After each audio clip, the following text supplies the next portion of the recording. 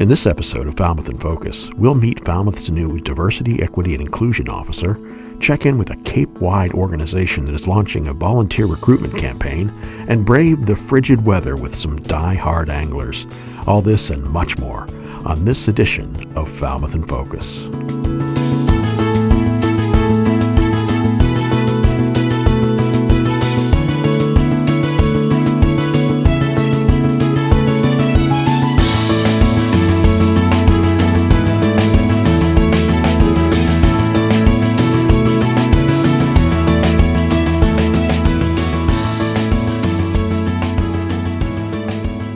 Hello and welcome to Falmouth in Focus, FCTV's current affairs program.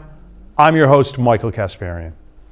As the Omicron surge continues to decline for the majority of Massachusetts communities, more than 3/4 of the state's population is fully vaccinated, according to the latest town-by-town Department of Public Health data released on February 10th.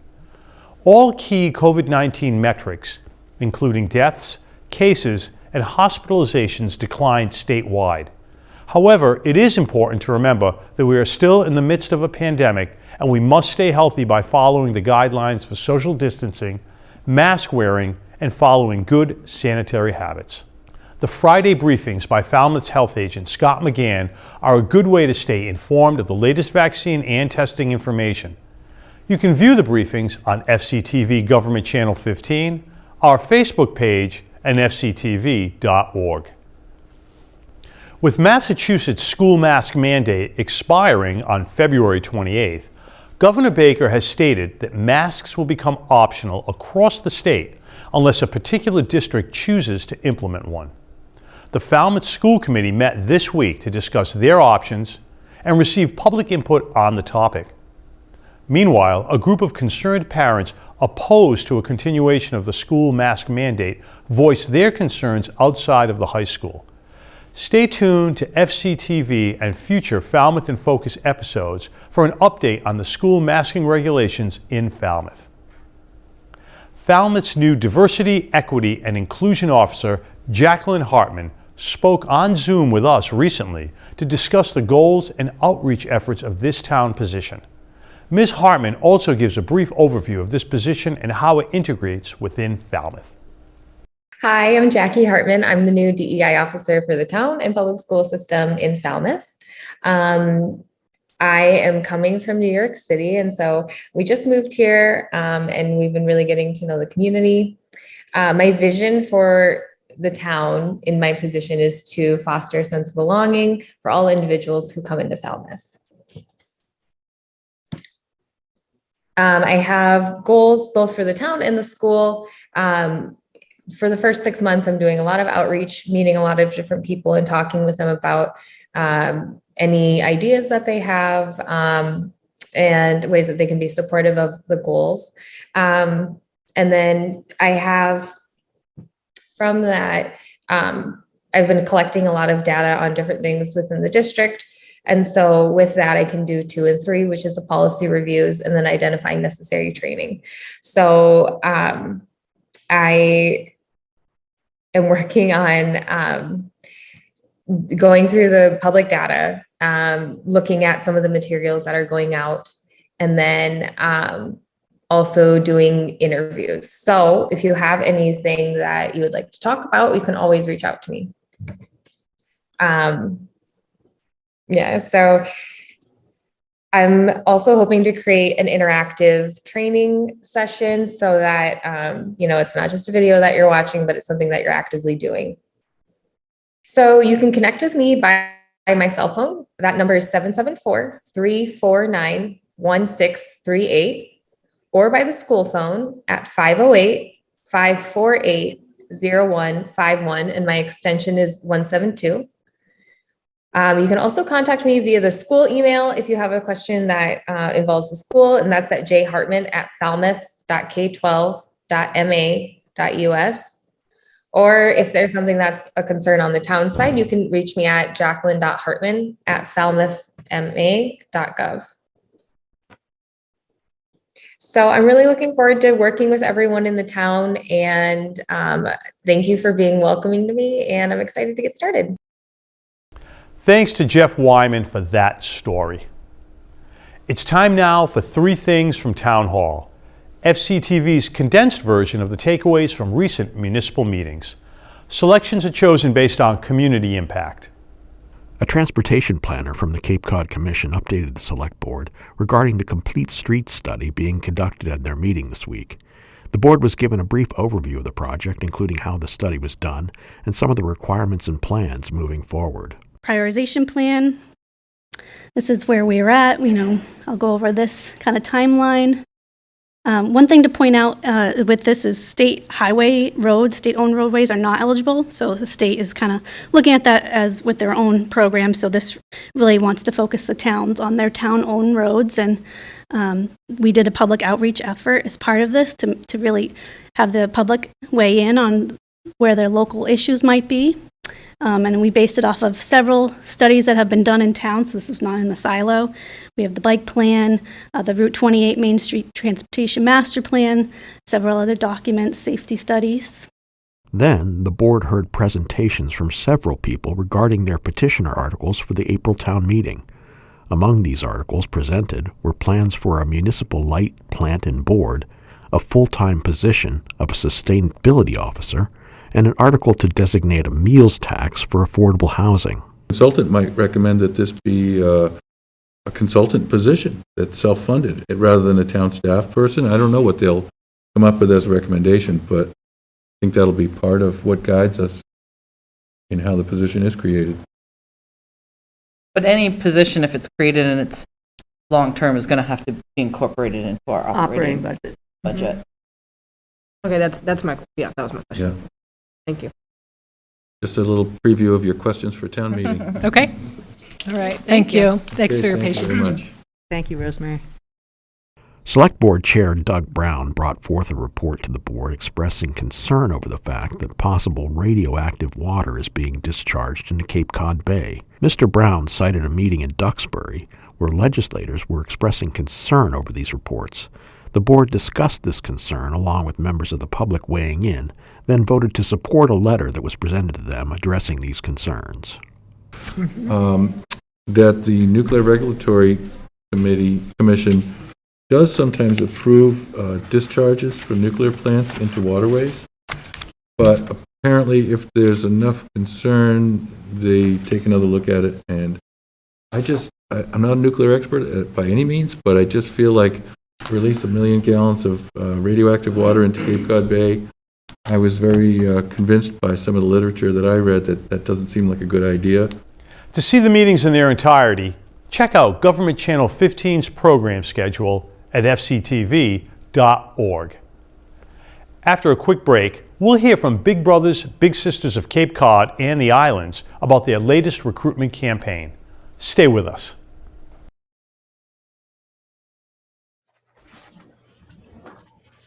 I wonder what Lee's been up to.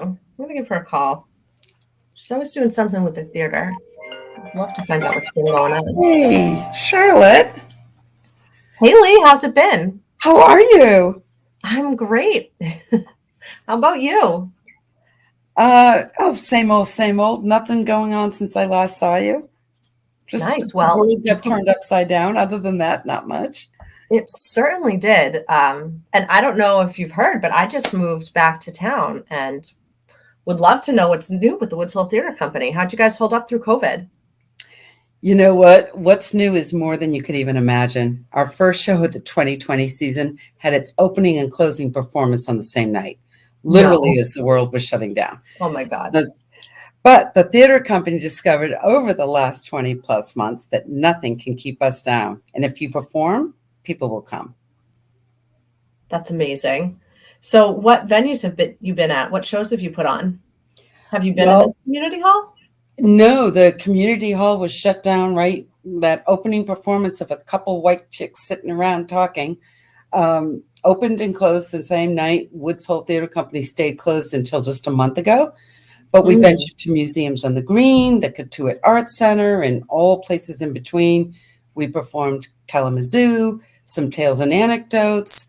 We collaborated with the Falmouth Theater Guild. Wow, I love it. Tell me about your 2022 season. What do I have to look forward to? I think this could be our strongest season yet. we're going to take what we learned and the strength that we drew as performers and as collaborators over the past year. But we are looking for something different, fresh talent, creativity, new ideas. Well, it sounds like you guys have been wicked busy, and I've always loved the Woods Hole Theater Company. How can I get more involved? Are you looking for help? Yeah, we're always looking for help, and we would welcome an old friend, whether it's helping us behind the scenes, on stage, pounding the pavement, looking for venue opportunities and script ideas. We would love somebody like you and anybody who wants to be part of local theater. Wow, that sounds great. So where do I sign up? Go to our Facebook page, Woods Hole Theater Company. All right, well, I'll do that. And in the meantime, do you want to grab dinner on Friday? Are you free? I am. Hey, why don't we go to Woods Hole? Perfect. I'll see you there. All right, bye. Bye. Welcome back to Falmouth in Focus. The pandemic has been hard on all of us over the past 2 years, but for kids whose daily routines have been disrupted, it has been especially difficult. When restrictions begin to ease, big brothers, big sisters of Cape Cod and the islands faced a crisis. A growing number of children, especially boys, looking for mentors and not enough volunteers for the job. FCTV checked in with their regional director to learn about the launch of their most recent volunteer recruitment campaign. My name is J.R. Mell. I'm the regional director for Big Brothers Big Sisters of Cape Cod and the Islands. Our office is centrally located in Hyannis, but we serve from Provincetown right up to the bridge, including Martha's Vineyard. Big Brothers Big Sisters is a one-to-one youth mentoring agency. We match kids generally from under-resourced households with a thoroughly screened, caring adult volunteer who sees them 2 to 3 times a month out in the community doing activities they like to do anyways. So right now on the Cape and Islands, we serve just over 300 kids with a big brother or big sister. We enroll kids between the ages of 7 and 12. That's when we find that a mentor can really have an impact on them. Once they're matched with a big brother or big sister, they can stay enrolled in our program up until the age of 18, until they enter college, or really where it makes sense that they don't need the constant support of our trained staff. The number one biggest misconception about Big Brothers Big Sisters is that people are too old to become a big with us. Of that 300 volunteers that we currently have, over 55% of them are age 50 or older, with our oldest big being in their 80s. In terms of the youth that we serve, there's also a misconception that all of the kids that we serve are from a single parent household. Though that could be the case for a lot of our kids, we serve a lot of 2-parent households who may have significant challenges going on at home with another sibling, and they're looking for something that's really just for their child that could benefit them with some one-to-one adult attention. So this March, in order to reduce the number of boys who are waiting, we're building off the success of our previous 30 Guys in 30 Days campaign. And because of the pandemic, we haven't run it in 2 years. So this March, we're challenging ourselves and the community to recruit 60 guys in 30 days during the month of March. We'll be kicking the campaign off on February 24th in conjunction with Bad Martha's Brewery in East Falmouth. Bad Martha's is going to be donating the venue for us, as well as complimentary food for anybody who comes that night. There'll be a cash bar, and there'll be an indoor and heated outdoor component to meet everybody at their COVID comfort level. There's no cost to attend this event.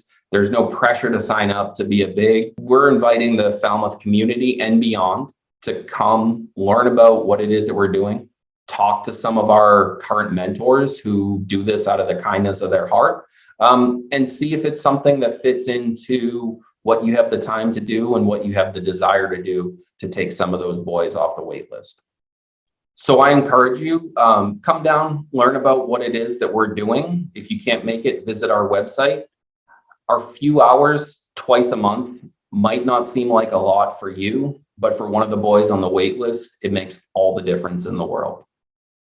Go to their website, capebigs.org, to get more information about supporting big brothers, big sisters. Thanks to Andrew Richards for bringing us that story. Ocean worlds are a group of planetary bodies in our outer solar system known to have liquid water oceans beneath a thick ice crust. Humans have not yet ventured to an ocean world on other planets, but that hasn't stopped scientists from asking themselves what conditions might exist and what might find a home there. The Woods Hole Oceanographic Institution is poised to play an important role in NASA's increasing focus on ocean worlds, as we'll see in this next video, courtesy of WHOI.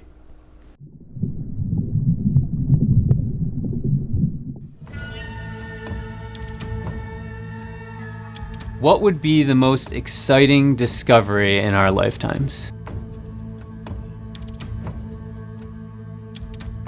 To me, it would be finding life elsewhere.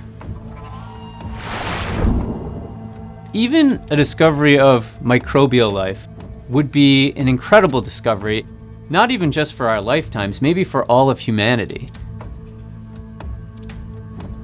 If we discovered something like bacteria in our solar system and it represented a second origin of life, a second genesis, that would blow the minds off religious scholars, academic scholars, philosophers.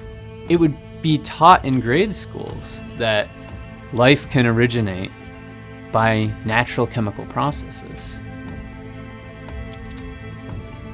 A second genesis of life in our solar system greatly improves the likelihood that the universe is teeming with life.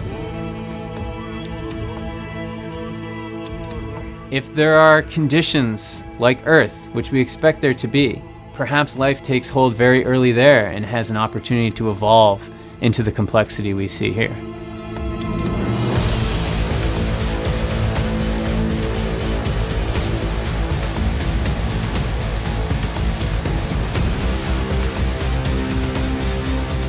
We're sort of like the next generation of astronauts, but here on Earth, all the work that we're doing is sort of helping us eventually try and find life. We're gathering all the tools, trying to find what sort of biosignatures we should look for, chemical signatures.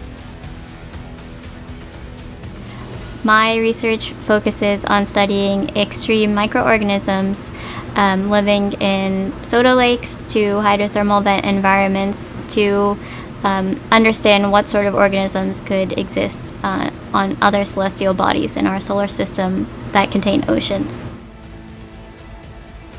One part of my research is cultivating a really interesting microbe called Methanocalculus natronophilis. Learning about their metabolisms sort of gives us hope and a very good idea of what we could potentially find in other oceans. They use hydrogen and carbon dioxide to make methane, and the Cassini probe found that Enceladus also had hydrogen, carbon dioxide, and methane. So we're hoping that by studying this organism, it's a good model for what could potentially exist on Enceladus.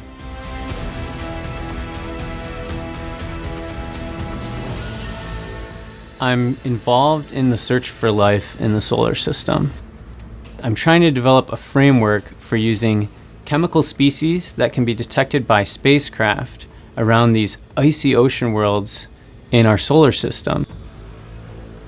So one of the things I do with my experiments in the lab is I take them to very high temperatures and then I quench them in cold water.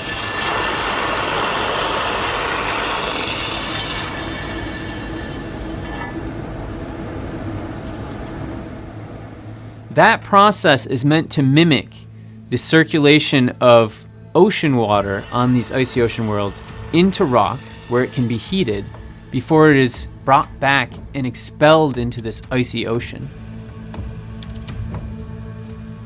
So the experiments I'm conducting here may help guide us in targeting chemicals for the spacecraft to try and taste.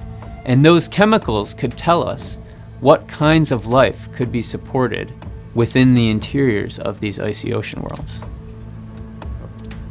I often think about how the organisms that I'm cultivating or the projects that I'm doing could actually be life that we could see on other celestial bodies in the solar system. And that's an extremely exciting part of my research, and it sort of motivates me every day. I think the speed of science right now is at a pace that we could see life being discovered in my lifetime.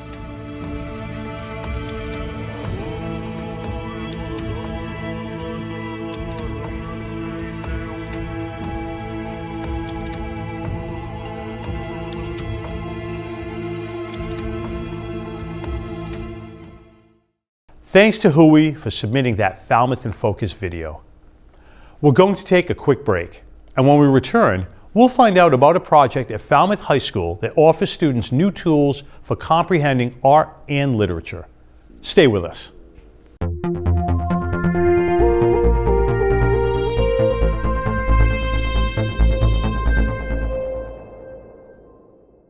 Welcome back. This month, AP Art and Literature students at Falmouth High School shared their experiences with a Falmouth Education Foundation project. Here's more about Ekphrasis and the process of how students are learning more about art and literature. Ekphrasis is writing poetry based on a visual art, inspired by visual art. So I go through some examples of famous writers who have done this. Elizabeth Barrett Browning did Hiram Powers, The Greek Slave, and there's a bunch of other examples too. So I was inspired to take kids out of the physical building of the school and get them out into an actual museum. And Jane Baker, who's the art teacher, and I have been working together for a number of years on AP art and lit projects together. So this seemed a natural fit. We wrote an FEF grant for this, ekphrastic poetry.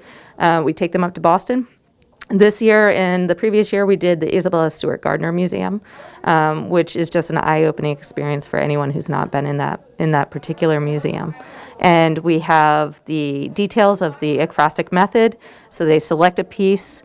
They then write in their journals, which were part of the FEF grant, they write a stream of consciousness response. So they sit in the space and they reflect on what they're seeing, the visual piece, and also what they're feeling. So they are developing or engaging in some kind of personalized response to the piece of art. And, and we spend the time up in Boston. Then they come back down and they, using their stream of consciousness and their visual description, they end up creating a poem, writing a poem. And so what we did today is we did the reception for it. So everyone shared the entire ekphrastic method via Google Slides. So they went through their stream of consciousness, a visual description, and then they shared their poem. This is what it looks like when you approach it. It's right here. And this is the frame I mentioned. It's located in the Blue Room in the Isabella Stewart Gardner Museum. So for some context, this was not my first time going to the museum. I actually went right before the school year started, a few days. And I didn't know we were going to do this trip, but it was really cool being there again and coming into it with an analytical, I'm here to appreciate art perspective. I learned how perspective can really change how people view artwork. Even when someone did the same piece, they took completely different views of it and what they took out of it. And it also really reflected in the poems that they wrote at the end, whether it was based on the art or on their own emotion. It really just showed how art can be different for everyone. The biggest thing that I learned was the power that art has to bring together people that have different methods of expressing themselves and learning. I know one girl was presenting and she mentioned that she realized the power of art, and it wasn't something that she had noticed before, and I think that this museum really had the power to do that, and that's really cool. I learned about how much Isabella was such a social person and wanted to express the art from around the world to others by bringing others into her, what would be her home as well before it was a museum, and once she passed away, displaying her work to the world and for people to visit. She wanted to be able to relay messages of what the artwork could tell people and how it would make them feel. Thanks to Ryan Weber for that story. It may be cold outside, but die-hard anglers can still find plenty of good fishing on Cape Cod's frozen lakes and ponds. Ryan Collins from My Fishing Cape Cod took us on a chilly fishing trip. Hey, this is Ryan from My Fishing Cape Cod, and welcome to this new tutorial. So the first step, of course, is to make a hole. And you can do this using an ice pick, which Billy is using here, Heck of a workout. Or you can use what my buddy Jeff is using, which is an auger. Now they have gas-powered augers, but Jeff was using a battery-powered auger that hooks up to a drill. The bait that we used, and the most common bait to use, are live shiners. Now dead shiners will also work for bass, perch, pickerel, you name it. So dead or live shiners are a great bet. And then once you have it, it's a waiting game. But here's what it looks like. Okay, here's the bite. And you'll see that little knob is going around. That's the fish running. So the fish is running. It's not really feeling much tension on the line right now as that is twirling around.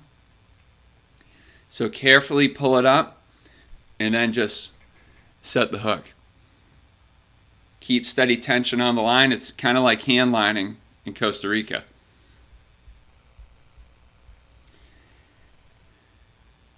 So aside from pickerel, we also caught largemouth bass, and this was a beauty that Jeff got. And the largemouth bass as well were released. We weren't looking to keep them for food, but it's just fun catching them.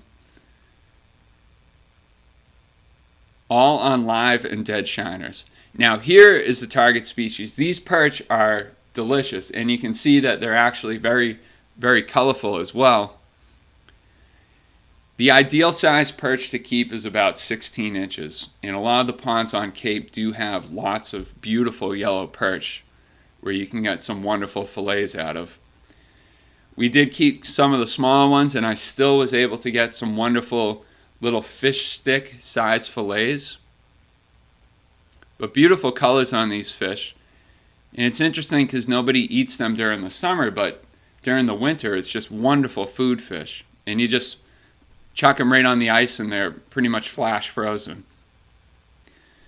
So if we get some more cold weather, I definitely recommend giving ice fishing a try. It's a blast. It's a very social event. And here's what I got to take home. Thanks to Ryan Collins of My Fishing Cape Cod for that story. FCTV wants to remind you that television can be as easy as hitting record on your smartphone. We'd like to invite all Falmouth residents and visitors to share their slice of life with us. Email us your photos and videos or upload them to Facebook, Twitter, or Instagram using the hashtag MyFalmouth or Falmouth in Focus to be featured on the show. Thank you to our most recent contributors. We leave you now with the sights and sounds of the blizzard, courtesy of West Falmouth resident Monte Ladner. Thank you for watching Falmouth in Focus. We'll see you next time.